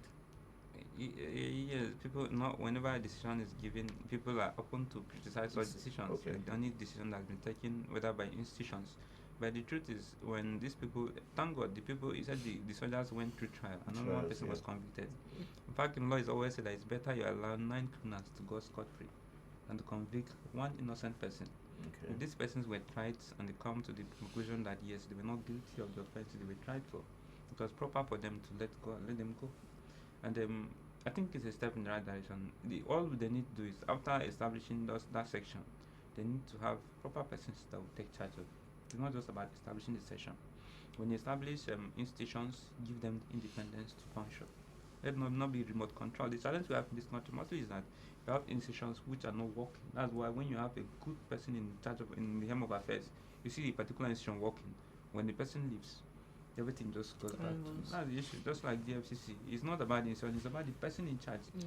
But when we develop these institutions to a stage, in fact, they will work on their own. Whether you have somebody who doesn't even understand this very well, other people, the supporting staff, now encourages him. This is how we do it. Before you know, everything works well. So let's commend them for that. Then encourage them to do the proper thing. Yes, I think it's an improvement on our part. Okay, talking about institutions, how would you rate the performance of the institutions set up to guard against human rights abuse in Nigeria? How would you rate their performance in carrying out their duties? Yes, as we're saying, the institutions in Nigeria generally, in fact, when one has to, some of us in the human rights war, we are very critical of most of the institutions. In fact, they are not doing enough. That's the truth. They're not doing enough. Human rights is a very wide field. It's a very wide field. It goes beyond when somebody is arrested and detained. It goes to provision of some certain basic amenities you need. to live. You cannot say right to live and you don't give somebody what he needs to live with. No, it's a very wide field. So that's why when you say institutions, the government itself is the primary, player in this section. The government must work beyond. These years we've been crying of recession. You see government, you wonder what are the palliative measures they're taking. All these things are on papers. Nobody comes forward with anything that is practical. This is what the government is supposed to do. You take conscious steps to ameliorate the suffering of the people. Go to places and see what people are passing through. People are living beyond the human, below the human, the expression of normal human being. Just like animals, people eat from all places. You see people living in uncompleted buildings. You see people everywhere doing all sorts of work to survive. In fact, Nigerians are not protected, even their workplace. Nobody cares about what you're going through there. These are things that we must take serious. If you're talking of human rights, forget the people who are arrested.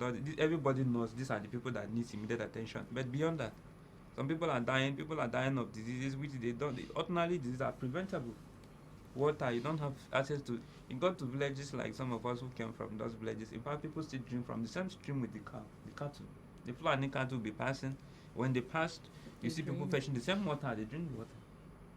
When it rains, people they fetch water from all this zinc. That's what they do. This is the water they drink. And imagine all the infections and everything that is going around. These people live. There's nothing they can do. You ask them to go and drink normal water. They cannot even buy the normal sachet water. You got pure water. So that's what people are going through. And government the primary duty of the government is to provide, security and for the security and well-being of the citizens. If the government cannot do that, then when you're talking of fundamental rights, then you have to look at the right to life is very fundamental and it extends to those areas. And the dignity of persons. If people are treated with dignity, you cannot allow a human being to go to that extent to survive. You go to villages, you see a village of about thousands of people. There's no one police station there. Not even police station. Those people live on their own. Now you see these days we have cases of herdsmen and different form of crime going on. These people are living at their own mercy. That's why if you allow them, if no steps are taken, you see these people are trying to form some groups which are not even security-wise, they're not even trained. In fact, they can abuse in the course of trying to protect themselves. They can now harass other people because they're not trained to operate as security agents or whatever. But they have to do that to survive. When there's nobody to protect you, you have to protect yourself because the law of survival is the first law of nature. Everybody must live to do another thing. Of course. That's the issue. So I think we have a long way to go and we have to talk. That's the truth. If we don't talk, as everybody thinks everything is okay. And platforms like this are created to encourage this. If you don't talk, people think everything is okay. Some people have these challenges, they cannot air out their suffering. But when you speak, at least government, I believe, institutions are created to listen to platforms like this. And if they do, at least we take a step forward. We're not saying things should be perfect. Even in developed countries, they have their own challenges. But when people speak, you listen to them and improve upon whatever you're doing. That is how we grow. All right, as we wrap up, what would be your final advice to civil society organizations and especially Nigerians also on their own part, how they can checkmate and ensure that these human rights groups actually get the job done and not do it for selfish reasons of trying to gain popularity or gain financial favor from the present-day government? Yes, the civil society groups. In fact, the essence of civil society groups was for humanitarian, for the services. But these days, we've seen civil societies coming up in different phases. All they're trying to do, some of them to gain popularity, financial gains, and other things. We have to understand why some of these agencies are coming into existence. We have to be critical of some of them. But in fact, what they need to do to promote human rights properly. What I think here is there should be cohesion, this synergy among them. There are a lot of civil society groups, a lot of them. In fact, they're in hundreds, if not in thousands. But most of them, you don't just exactly know what's going on, except people use them politically. When there is a political issue or somebody is being harassed anyway, which they have sympathy for, you see them coming out to protest. That is not the essence of the civil groups alone. They should take up issues that are not even public to that extent. Take on issues like all these little abuses. Visit some of these prisons, improve. You can pay lawyers or engage lawyers who are ready to do pro bono services. Draw their attention. A lot of people are ready to work. Lawyers who are active, who are interested in the fight for human rights and freedom should also come out. Engage the service. Go into pro bono services. Most of these people in prisons, when you see why they are being detained, it's just for minor offenses. In fact, things that once you take up, the next day they are gone. They will release them from the prison, sorry. So if we take up this responsibility, civil society groups should focus on result-oriented programs that have to do with touch on the lives of the people. The main aim of their existence, they should focus on that, forget the political aspect of it. Then lawyers should also be encouraged in all facets, not all institutions. We need to have lawyers, not just lawyers, people who will read the law, will not put in between the lines and apply it. In fact, we need to go to court to impose almost a lot of provisions of the laws. Lawyers need to wake up, and that's the truth. Because when I was going through some of the provisions in the AJA, the Administration of Criminal Justice Act, you discover that a lot of provisions are there. Nobody's doing anything about it, and lawyers are keeping quiet. If we don't talk, we have access to all these laws now. We read them every day, and some people just know these things when they come, when they become issues of national discourse. Yeah. But since lawyers now have access to this every day, it's their duty, it's their call now to take it up, go to court, seek for the enforcement of some of those provisions. Some of them are mandatory on some institutions, but they're not doing anything about it.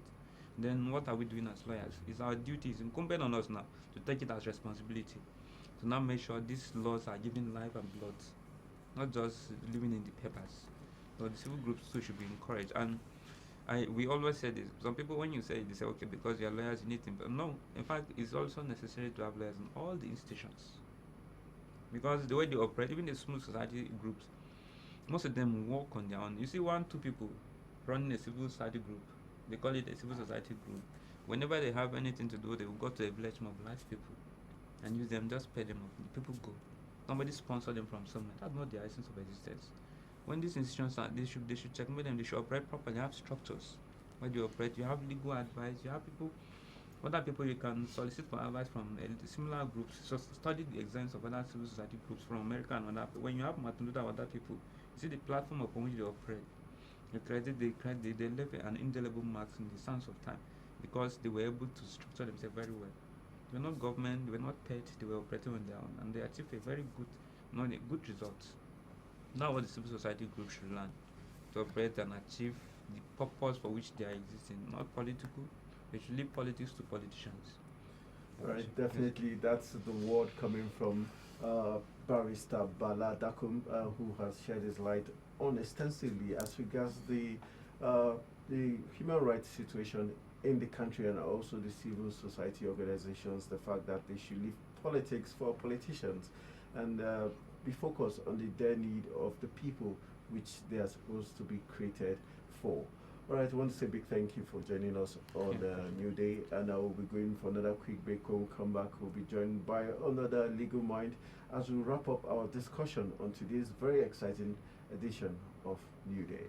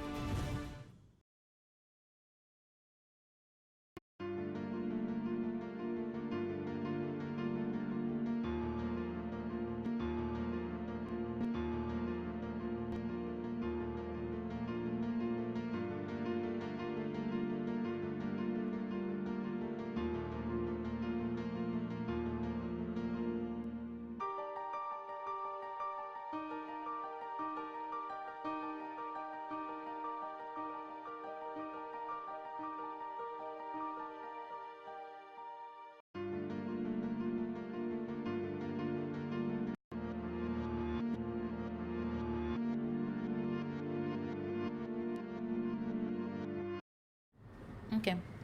The Kingdom of Saudi Arabia, KSA, is an Arab sovereign state in Western Asia, constituting the bulk of the Arabian Peninsula. Saudi Arabia is geographically the 5th largest state in Asia and 2nd largest state in the Arab world after Algeria. Saudi Arabia is bordered by Jordan and Iraq to the north, Kuwait to the northeast, Qatar, Bahrain and United Arab Emirates to the east, Oman to the southeast, and Yemen to the south. It is separated from Israel and Egypt by the Gulf of Aqaba. It is the only nation with both a Red Sea coast and a Persian Gulf coast, and most of its terrain consists of arid desert and mountains. The Kingdom of Saudi Arabia was founded in 1932 by Ibn Saud. He united the four regions into a single state through a series of conquests beginning in 1902 with the capture of Riyadh, the ancestral home of his family. The House of Saud. The state has a total population of 28.7 million, of which 20 million are Saudi nationals and 8 million are foreigners. The state's official language is Arabic. Petroleum was discovered on 3rd March 1938 and followed up by several other finds in the eastern province. Saudi Arabia has since become the world's largest oil producer and exporter, controlling the world's second largest oil reserves and the 6th largest gas reserves. The state has attracted criticism for its treatment of women and use of capital punishment. Saudi Arabia is a monarchical autocracy and has the 4th highest military expenditure in the world. Saudi Arabia joined the UN in 1945 and is a founding member of the Arab League, Gulf Cooperation Council, Muslim World League, and the Organization of the Islamic Conference, now the Organization of Islamic Cooperation. It plays a prominent role in the International Monetary Fund and the World Bank, and in 2005 joined the World Trade Organization. Since 1960, as a founding member of OPEC, its oil pricing policy has been generally to stabilize the world oil markets and to try moderate sharp price movement so as to not jeopardize the Western economies. The official language of Saudi Arabia is Arabic. The 3 main regional variants spoken by Saudis are Hijazi Arabic, about 6 million speakers, Najdi Arabic, and Gulf Arabic. Football is a national sport in Saudi Arabia.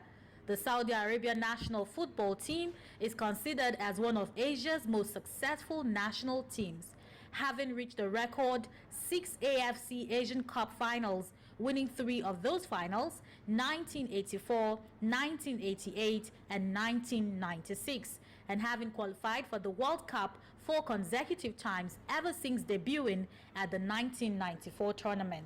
Capital, Riyadh. Currency, Saudi Riyal. King, Salman of Saudi Arabia. All right, still on Africa's Finest Breakfast Show, Newday, and now we've been talking a lot about the current situation in Nigeria, talking about the human rights situation and how well the human rights organizations have also done in order to promote human rights in Nigeria and forestall abuse of human rights. And now we've got lots of legal minds telling us, giving us their own point of view as regards what has been going on in Nigeria and how the federal government has failed in some aspects of delivery, and also giving kudos to the Nigerian Army for being able to set up a human rights unit in order to take complaints from the general public as regards how its officers have failed so far.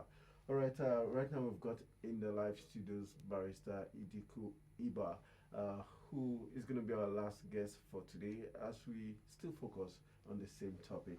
Good morning, nice to have you join us. Thank you, pleasure.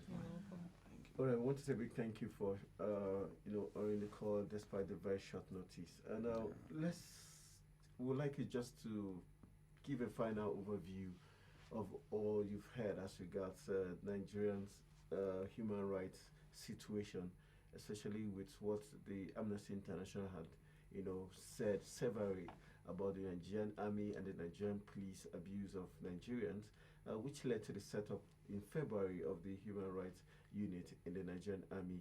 And also, if you put into consideration El Zakzaki in the mix and also other prisoners of, still in detention.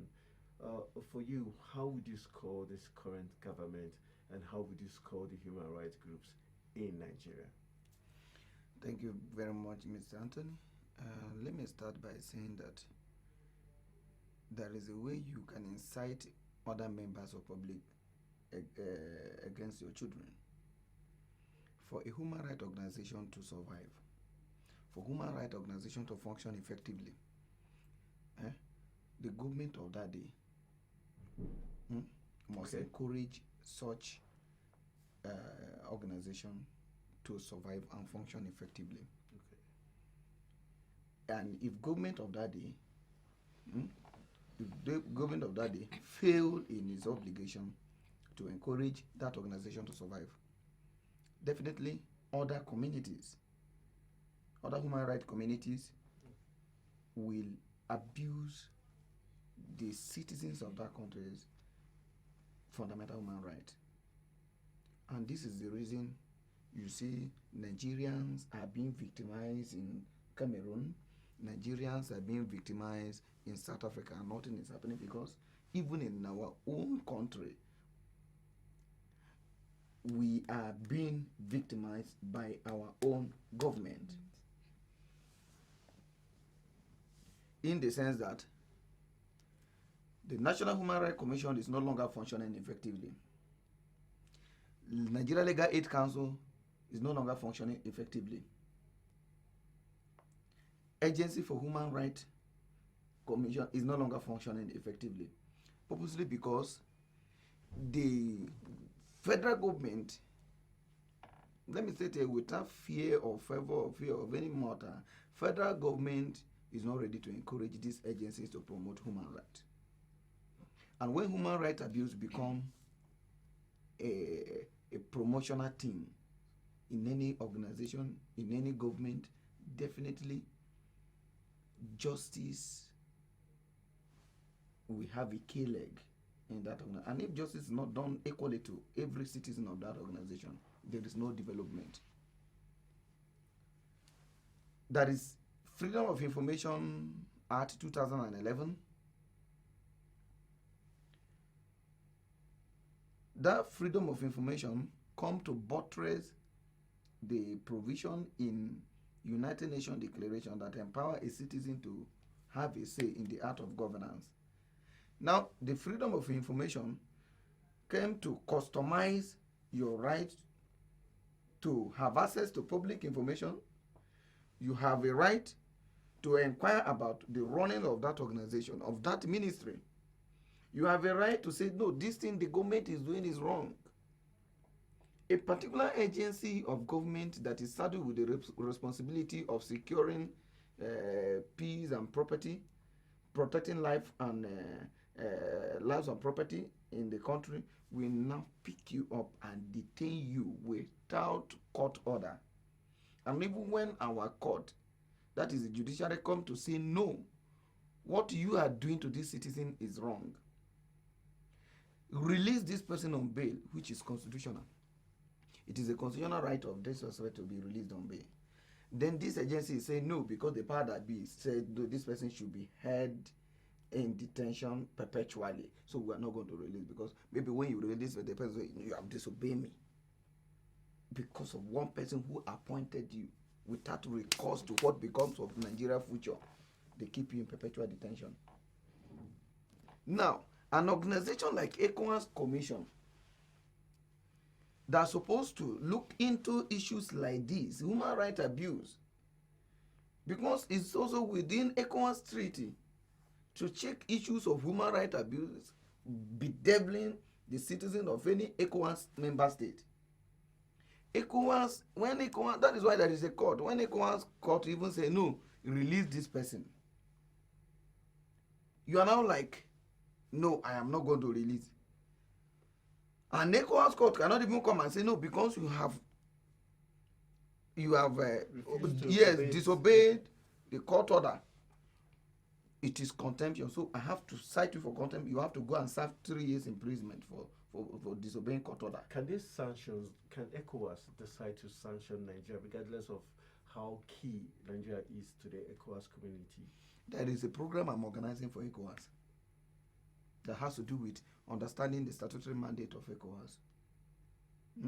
Okay. Yes. And one of the subtopics It's coming up very soon. One of the subtopics is going to be in a roundtable for all ECOWAS member states. Is that irrespective of the fact that Nigeria is the major sponsor of ECOWAS, Nigeria as a nation, its activities must be incompatible with the established laid down rules.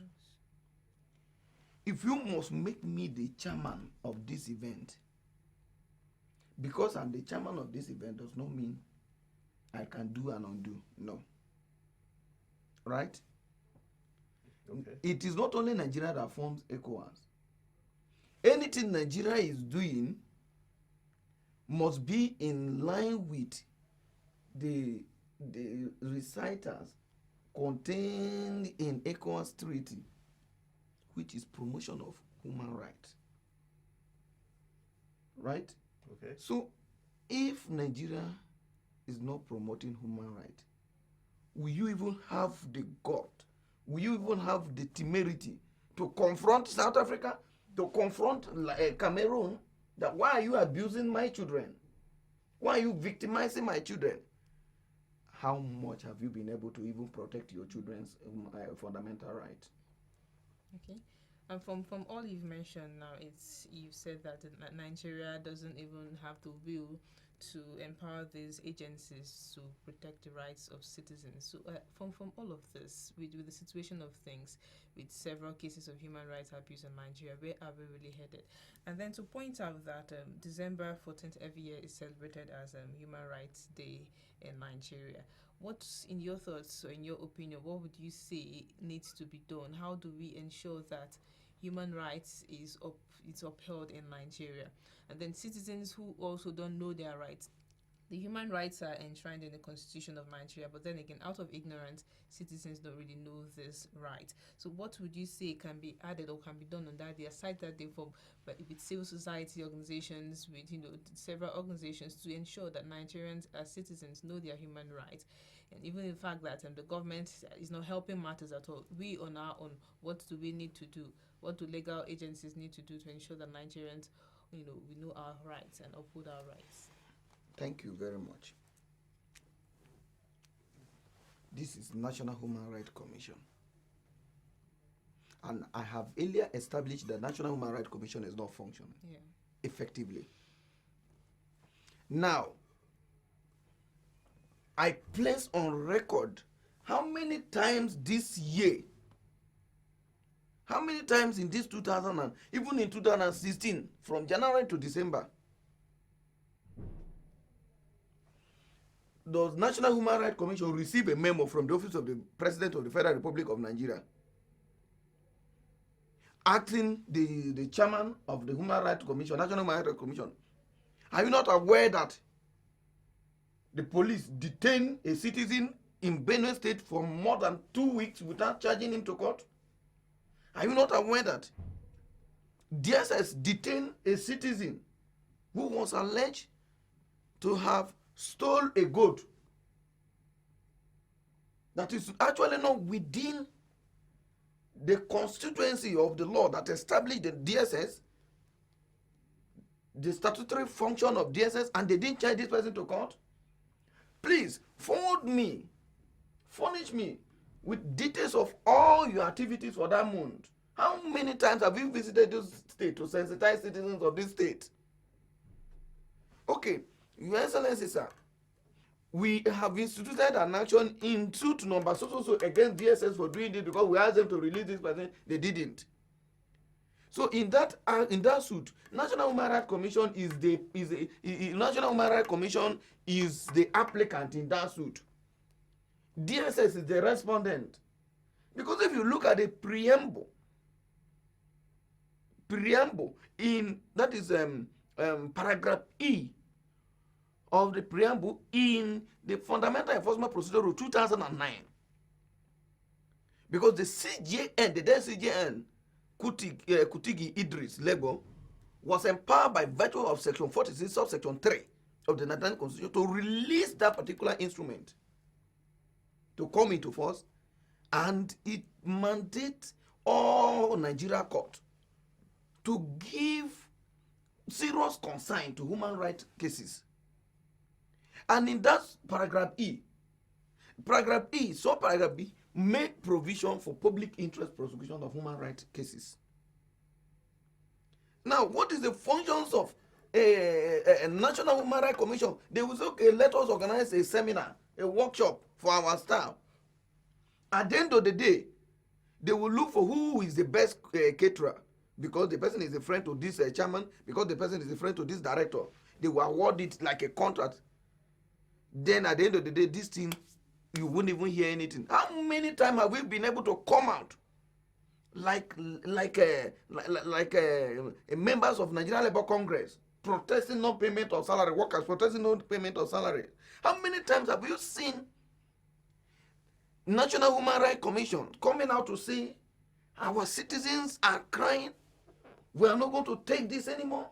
If there must be National Human Rights Commission, we have to be given free hand to operate within the purview of the law that established National Human Rights Commission. So if Nigeria is going to develop, issue of development is not all about infrastructural development. Yeah. Development has to do with promotion of human rights, and it has to do with giving every single person access to justice. If you have access to justice, and justice is not being dispensed judiciously and judicially, definitely where are we going to, for us to move forward? There is a need for National Human Rights Commission to rise up to its task. Yeah. There is a need for Legal Aid Council to come out to understand the purpose of its establishment. If not, all those things are not useful. There is a need for Human Rights Desk of the Nigeria Police Force to come out and function effectively. There is a need for Nigeria Legal Aid Council to understand that its function is not confined to criminal prosecution only. Okay, really so sorry, the time not our friend today, but obviously he has laid it out like it is. There's need for Legal Aid Council, the Human Rights Commission, to come out and be counted. And just to add to what you said, yesterday we did have a real life situation where we tried to get across to the Human Rights Commission. The person who had the official line picked it and was very, very rude in his conversation. At a point, was querying how we got the contacts. Even when we told him it was in their website, at the end of the day, he cut the call and never received repeated calls. Just shows you how bad the Human Rights Commission before I leave, I have to condemn that in strong terms. You don't have, as a public officer, you don't even need, in fact, he owe you a duty. Such a person, if I have access to such a person, I will petition the person to an organization that I know that I will follow it up, and they will sanction such a person. Because if I'm unable, if my right is being abused, if I'm unable to get across to this, National Human Rights Commission will say, where is that place? Where is the venue of the place where you are? Just stay there. I will send them. That National Human Rights Commission official should be able to even call the Commissioner of Police, call this relevant security agency and say, hold these parties. We are coming. Then when they now get there, they will be able to assemble what is the constituent cause of that crisis. The distress call. I receive a distress call that this person's right is being abused. Yes. Right? So that is why we are here. Now tell us what is the problem. Then instead of saying, as I'm talking to you, by virtue of the fact that I have been called as a barrister and solicitor of the Supreme Court of Nigeria, my contact is public. It's public items. Not to talk of someone who is engaged publicly to do this and is now saying, how do you get across to my phone number? Why not? So that just gives us a vivid picture of how poor the Nigerian Human Rights Commission is, and we're hoping that they will sit up and be counted and do the right thing. That's how, on that very, very hot note, we call it a wrap on Africa's finest breakfast show, Newday. I want to say a big thank you to Barrister Idiku Iba for joining us on Newday, and we hope that things will be done right so that we can move Nigeria forward. Pray so. Good morning.